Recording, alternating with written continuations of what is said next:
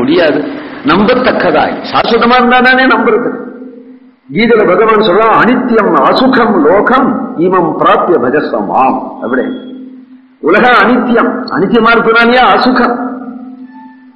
எப்போ இது நிலைச்சில்லையோ அதனாலேயே அசுகம். அப்போ என்னன்னா, எது நிலைச்சிருக்கக்கூடியதோ எது ஆனந்தமோ அதை அடையணும் அப்படின்னு சொன்னால் ஆனந்தம். ஆனந்தோ பிரம்மே திவ்யஜானார். ஆனந்தம்ங்கிறது பரம்பொருள் தானா. நமக்கு அது கிடைக்காதனாலே அதை சொல்ல முடியாது. அது எப்படின்னு சொல்ல முடியாது, அனுமானிக்கவும் முடியாது, கல்பனை பண்ணவும் முடியாது. ஆனந்தம்ங்கிறது பரமாத்மா. அதை சாஸ்திரத்தால் தான் நம்ம தெரிஞ்சுக்கலாம். உலக ஆனந்தங்கள் நமக்கு நன்னா தெரியும். பஜ்ஜி தின்னா எப்படி இருக்கும், சொஜ்ஜி தின்னா எப்படி இருக்கும், புளியோதரை சாப்பிட்டா எப்படி இருக்கும், சினிமா பார்த்தா எப்படி இருக்கும், மனைவியோட படுத்துண்டா எப்படி இருக்கும், அதெல்லாம் தெரிகிறது. வைகுண்டநாதனை பார்க்கறது ஒண்ணு, அவன் எம்பெருமான் நம்மளை கட்டிண்டா எப்படி இருக்கும். இந்த ஜீவன் வராதான்னு அவன் கவலைப்படுறான். ஏன்னா நம்மளை பத்தி அவனுக்கு தெரியறது, அவனை பத்தி நமக்கு தெரியல. இந்த ஜீவன் தன்னிடத்துல வந்துட்டு அவன் அள்ளி அணைக்க காத்துட்டு இருக்கிறான். அது எப்படி இருக்கும், அந்த ஆனந்தம் எப்படி இருக்கும், அந்த பாக்கியம் வேண்டாமா, அந்த நினைவு வேண்டாமா. இதனால அழ்வார் அத்தை தின்னு அங்கேயே கிடக்கும்னு லோகத்தை நினைச்சு கண்ணீர் வரும். செத்ததின் வயிற்றில் சிறிது பிறந்தால் எத்தை தின்னு எங்கே கிடக்கும். இதுவே போக்கியம்னு உள்ளல்றது. அது கரையில நாகரிகமா போற மனுஷால பார்த்துட்டு பண்ணி பேசிக்குமா, நல்ல வெயில்ல இந்த சாக்கடையில கிடக்காம என்னத்துக்கு இவாள்லாம் அப்படி போயிட்டு இருக்கு. சாக்கடையில முழுகி இப்படி படுத்துட்டா குளிர்ச்சியா இருக்கணும் அப்படி எனக்கு பண்ணி பேசிக்குமா. அது போலதான் நாம் நினைச்சுப்போம், நம்மளாம் ரொம்ப சௌக்கியமா இருக்கிறோம் அப்படின்னு நினைச்சுட்டு இருக்கோம். ஆனால் வைகுண்டத்தில் உள்ளவர்களுக்கு நம்ம பார்த்தா சாக்கடையில கிடக்கிற பண்ணி மாதிரி தோணும். அத்தகைய பேரின்ப நாடு, பேரின்ப வீடு நமக்குன்னு சொந்தமா காத்துட்டு இருக்கு. அத்தகைய ஒரு பரமாத்ம ஸ்வரூபத்தை சொல்றார். பரம் என்கின்ற வைகுண்டத்தினுடைய பெருமையை சொல்றார். எதுவும் சொல்லி மாளாது. அதனாலே அநாமரூபம் கூடஸ்தம் சின்மாத்திரம் சதசத்பரம் அக்ஷரம் பரமம் பிரம்மே சாஸ்வதம் சிவமச்சுதம் பரஞ்சோதிகி பரம் தத்துவம் பரம் காரண காரணம் நாராயணாக்கியம் தன்னித்யம் அத்விதீயம் அநாமயம் வதந்தி உபனிஷத்வேத்யம் பிரம்மனிஷ்டா மகரிஷயகாக நிர்வீகாரம் பரம் யத்ததிஹி ஜகத்காரணமுச்யதே.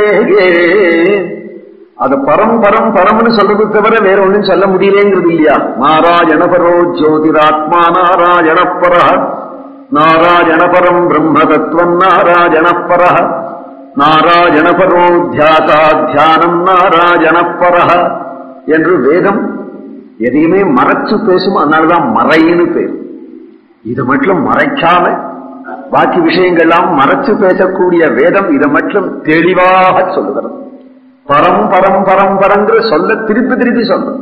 அதுதான் பரமாத்மஸ்வரூபம், அதுதான் பரஞ்சோதி, அதுதான் பரபிரம்மம், அதுதான் பரமபதம் என்று பரம் சொல்ல திருப்பி திருப்பி திருப்பி திருப்பி சொல்லுகிறதே.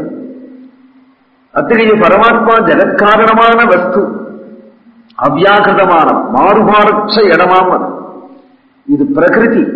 பிரகிருதி எப்பொழுதும் மாறுபாடுடையது. மாறுபாடுடையதா இருப்பதனாலேயே இது அழியக்கூடிய அந்த தன்மையில் அழியும் மறுபடியும் உண்டாகும், அழியும் மறுபடியும் உண்டாகும், அழியும் மறுபடியும் உண்டாகும். அதுக்குதான் பிரகிருதின்னு பெயர். இப்ப எவ்வளவு ஜீவ கோட்டிகள் லோகத்துல இருக்கோ, எவ்வளவு செடி கொடிகள் பசுபட்சிகள் இருக்கோ, இவ்வளவும் ஒரு சமயம் அழிஞ்சு போயிடும். இவ்வளவும் மழை பொழிகிறதுனாலே, பயிர்கள் உண்டாகிறதுனாலே, அன்னம் இருக்கிறதுனால உற்பத்திகள் இருக்கு இல்லையா. 100 வருஷம் பிரளய காலம் வரும்போது 100 வருஷம் மழை இல்லாதபடி போயிடுமா. அப்போ எல்லாம் அழிஞ்சு போயிடு, வெறும் மண்ணு தான் இருக்கும். அத்தகைய ஒரு பெரிய வெப்பத்தினால இந்த மண்ணும் பொசுங்கி சாம்பல் முட்டை போல ஆயிடும். அப்போ மறுபடியும் 100 வருஷ காலம் மழை பொழியுமா, விடாது.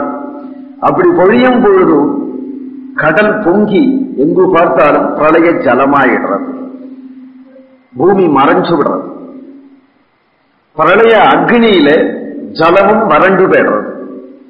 பிரளய அக்னி பிரளய காற்றுல அடங்கி விடுறது. காற்று ஆகாசத்துல அடங்கி விடுறது. ஆகாசம் நேச்சர், இயற்கை, பிரகிருதியில அடங்கி விடுறது. ஆகாசமும் அழிஞ்சு போன பிறகு என்ன? அப்புறம் என்ன? இதுல ஒண்ணு அடங்குறதுன்னு தெரியும்.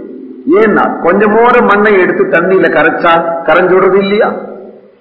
கொஞ்சம் இவ்வளவு மண்ணை கரைச்சாலே கரைஞ்சு விடுறது இல்லையா?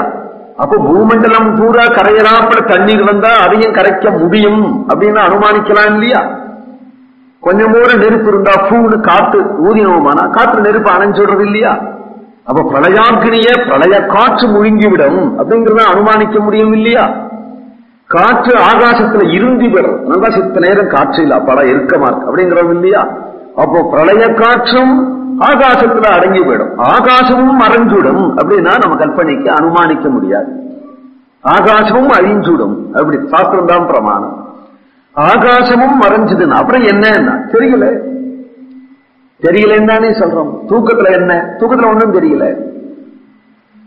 பிரளயத்துல என்ன? பிரளயத்துல ஒண்ணும் தெரியல, ஒண்ணும் தெரியலை அப்படிங்கிறது தான் தமஸ், இருள். அதத்தான் இருள் அப்படிங்கிறோம். எல்லாம் அழிஞ்சு போன பிறகு பேர் இருள் போன்ற நிலை. இருள் போன்ற நிலைன்னு சொல்லணுமே தவிர இருள் கூட சொல்லக்கூடாது. இருள்னாலே படைக்கப்பட்ட ஒரு வஸ்து தான். உலகத்துல காண்ற இருள் ராத்திரி வேளையில பார்க்கிறோமே அதுவே படைக்கப்பட்ட பொருள் தான். அப்ப இந்த இருள் எதுனா தெரியலேங்கிற நிலை. தூங்கும் பொழுது பகல்ல கூட தூங்குறான், அவன் சம்பந்தப்பட்டிருக்கான்னு உலகம் தெரியல இல்லையா? அந்த இருள் எதுனா அஜ்ஞானம். இந்த அஜ்ஞானம் என்கின்ற இருள் தெரியலே அப்படின்னானே அஜ்ஞானத்துக்கு அர்த்தம். நே ஞானம், ஞானம்னா தெரியறது, நே ஞானம் தெரியல. தெரியலேங்கிறது அஜ்ஞானம். வேதாந்திகள் அதை அவித்யன்னு சொல்லுவா. தெரியலேன்னு சொல்றோம், அதைத்தான் தமஸ். தெரியலேன்னு சொல்றேன் இல்லையா? இப்ப ஒன்னும் தெரியல, எல்லாமே அடங்கி வைகுண்டத்தை இப்படித்தான் சொல்ல முடியும், வேற விதமா சொல்ல முடியாது. அதுக்காக சொல்றேன். உலகத்திலுள்ள செடி கொடிகள்லாம் அடங்கி எடுத்து பூமியில பூமி அழிஞ்சு பிரளய ஜலமாயிடுத்து. ஜலம் பிரளயாக்னியில வறண்டு எடுத்தோம், பிரளயாக்னி காற்றுல அடங்கி எடுத்தோம், காற்று ஆகாசத்துல அடங்கி எடுத்தோம். ஆகாசமும் அழிஞ்சு போன பிறகு ஒன்னும் தெரியலை அப்படின்னு முடிச்சு விட்டோம். தெரியலேங்கிறது யாருக்கு தெரிகிறது? தெரியலேன்னு இப்ப சொல்றேன். தெரியலேங்கிறது யாருக்கு தெரியாது? எனக்கு தெரியாது. அப்போ தான் இருக்கிறது தெரியறது இல்லையா? அப்ப தெரியலே அப்படின்னு முடிஞ்சு விடல. தெரியலேன்னு முடிஞ்சு விட்டுதானா எல்லாம் நேச்சர்னு சொல்லிவிடலாம். தெரியலேங்கிறது தெரிகிறதாகிய ஒரு ஆத்மஸ்வரூபம் இருக்கு. இந்த ஆத்மஸ்வரூபமும் தெரியலேன்னு ஆகல. ஏன்னா இருட்டுல உட்கார்ந்து இருந்தாலும் கூட பட்டுன்னு லைட் அணைஞ்சு கொடுத்தானால் டே வழக்கா, டே மண்ணெண்ணெய கொண்டா அல்லது தீபத்தை ஏத்து அந்த சாமான பார்க்கணும், புஸ்தகம் எங்க இருக்குன்னு தெரியல அப்படின்னு சொல்றோமே தவிர வழக்கு அணைஞ்சதும் டே நான் எங்கடா இருக்கேன், டே வழக்கு அணைஞ்சு கொடுத்துறா நான் இருக்கிறது தெரியலடா அப்படின்னு ஒருத்தன் சொல்றது இல்ல. நல்ல இருட்டுல கூட தான் இருக்கிறது தெரியல, தனக்குதான் இருட்டு தெரியறது, தான் இருக்கிறது தெரியறது.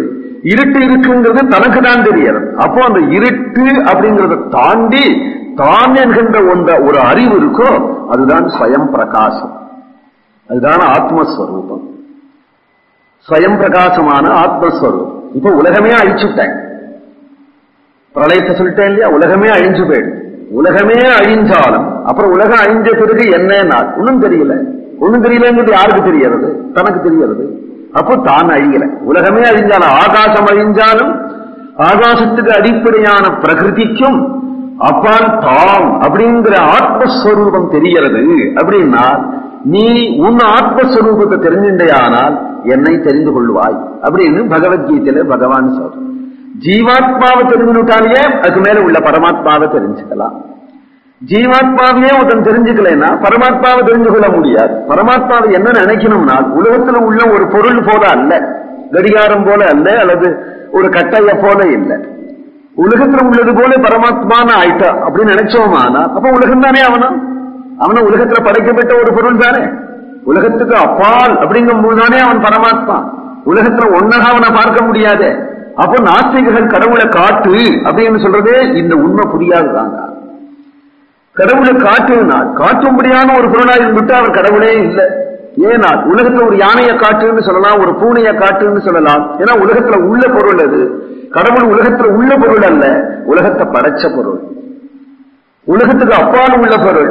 உலகத்துக்கு அப்பாலும் உள்ள பொருள் சுவாமி நம்மாழ்வார் சொல்றது போல நெஞ்சன்னும் கண்ணால் அப்படிங்கிறாரு இல்லையா? ஹிருதயத்துல ஞான திருஷ்டியான அவனை தெரிந்து கொள்ள முடியுமே தவிர சர்ம திருஷ்டியான அவனை தெரிந்து கொள்ள முடியாது. அப்படிங்கிறதுனால முதல் தன்னை தெரிஞ்சுக்கோ. நீ உடம்பு இல்லை, நீ பிராணன் இல்லை, நீ மனசு இல்லை, நீ உலகம் இல்லை, உள்ள சுத்தமான ஆத்மான்னு ஒன்ன தெரிஞ்சுக்கோ. நீ தன்னை தெரிஞ்சுக்கிட்டானால் பரமாத்மாவை தெரிஞ்சுக்கலாம். தன்னை தெரிஞ்சு கொள்ளாதவரையும் பரமாத்மாவை தெரிந்து கொள்ள முடியாது. அப்படிங்கிறதுனால இது விளக்கிற பாசுரம் இது. சூழ்ந்த அகன்றாழ்ந்துயர்ந்த முடிவில் பெரும் பாழேயோ சூழ்ந்ததனில் பெரிய பரன் நன்மலர் சோதியோகோ சூழ்ந்ததனில் பெரிய சுடர் ஞான இன்பமே யோகோ சூழ்ந்ததனில் பெரிய என் அவர் அறச் சூழ்ந்தாயே. வைகுண்ட ஸ்வரூப லட்சணத்தை சொல்றார் பாசுரத்துல. இத வேதம் சொல்றது ஆதித்யவர் நம் தமசஸ்து பாரே என்று வேதம் சொல்றது. வேதம் தமிழ் செய்த பிரான் இல்லையா, நம் மாறன். அதனால வேதத்தை அப்படியே தமிழாக்கி கொடுக்கிறார். அதுல என்ன தமஸ் அப்படின்னு வேதம் சொல்றதோ அதை இவர் பாழ் அப்படிங்கிறார். பாழ். இப்ப தமஸ் அப்படின்னா உலகத்தில் உள்ள இருட்டு போல இல்லை அப்படின்னு சொன்னேன். இவ்வளவு நேரம் அழிஞ்சு போன நிலை அப்படின்னு தானே சொன்னேன். அழிஞ்சு போயிடும். ஒருத்தன் உறங்கும் பொழுது அவன் சம்பந்தப்பட்டவரேனும் உலகம் அழிஞ்சு போயிடும். அவனுக்கு தெரியாது உலகம் இருக்கிறது. ஆனா உன்னூத்தம் முழிச்சுன்னு இருக்கிறான், அவனுக்கு உலகம் தெரிகிறது. அப்ப எல்லாருமே உறங்குற நிலை வந்துட்டானால் அப்போ உலகமே அழிஞ்சு போயிடும் இல்லையா? அது போன்ற நிலை அப்போ என்ன இருக்குன்னா ஒண்ணும் இல்லையே. உலகம் அழிஞ்சு போன நிலையில ஒண்ணும் இல்லையே. என்ன இருக்குன்னு தெரியலையே, எதுவுமே தெரியலையே. ஆகினால எல்லாம் அதுக்கப்புறம் தானே, உலகத்துல எதுவுமே அதுக்கப்புறம் தானே தோணுகிறது. ஒன்றும் இல்லா அன்றுத்தாலே எடுத்த எடுப்புல அன்றைக்கு உலகமும் இல்லை, நான்முகனும் இல்லை, எதுவும் இல்லா அன்று என்றுதானே சுவாமி நம்மாழ்வார் சூழ்ந்த அன்றாண்டு உயர்ந்த முடிவில் பெரும் பாழேயோ. ஒன்றிலே ஒன்று சிருஷ்டி கிரமம், ஒன்றிலே ஒன்று அடக்க கிரமம். சிருஷ்டி கிரமம் ஆகாயம் உண்டாச்சு. ஆகாயத்திலிருந்து காற்று, காற்றிலிருந்து தீ, தீயிலிருந்து தண்ணீர், தண்ணீரிலிருந்து நிலம், நிலத்திலிருந்து மக்கள். பிரளய கிரமம் எதுன்னா மக்கள் எல்லாம் மண்ணுல, மண்ணு ஜலத்துல, ஜலம் தீயில, தீ காற்றுல, காற்று ஆகாசத்துல, ஆகாசம் இயற்கையில. அப்புறம் என்னன்னா தெரியாது. தெரியாதுங்கிறதான் இயற்கை. தெரியாதுன்னு யாருக்கு தெரியறதுன்னா ஞான இன்பமே யோகோ கைவல்யத்தை சொல்ற ஆத்மஸ்வரூபத்தை.